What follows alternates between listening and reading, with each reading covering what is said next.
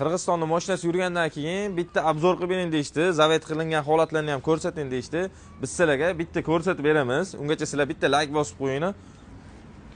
Xo'p, bunga qilgan ishlarimiz bunda dizel motor bo'lgan. Biz bunga benzinli 113 5 объемli motorni uстановka qilib berganmiz. Motorni ko'rishingiz mumkin, yangi 0 probegli. Motor akkuratni o'rnagan.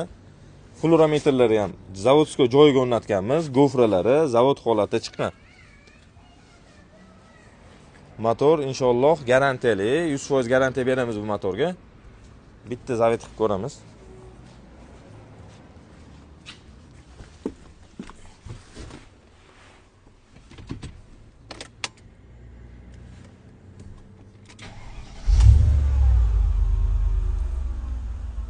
Tabloda ortiqcha narsa yonib qolmagan, hammasini o'chirilgan.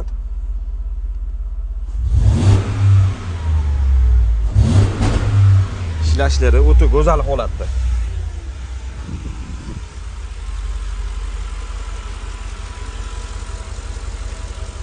Motor ishlashlarini ko'rishingiz mumkin, o'ta go'zal holatda chiqqan.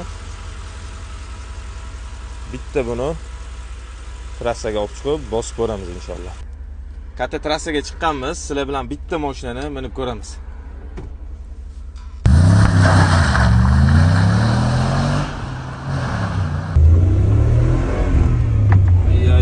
Mashina yurishlari o'ta zo'r. Razgomlari xuddi yengil mashinaga o'xshaydi.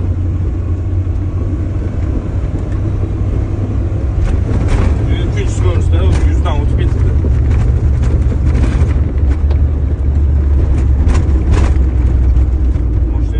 O'ta go'zal.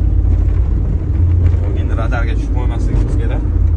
Sal pasaytirib mashinani. Inshaalloh zo'r. Kimga shunaqa xizmatlar kerak bo'lsa, aloqachi kelasizda, ishini chiroyli qilib bitkazib beramiz. Shunaqa akkuratni ishlar bilan 100% garantiyali qilib bitkazib beramiz, akalar. Bemalol aloqachi kelasizlar, pastda nomerlarni qoldirib qo'yamiz.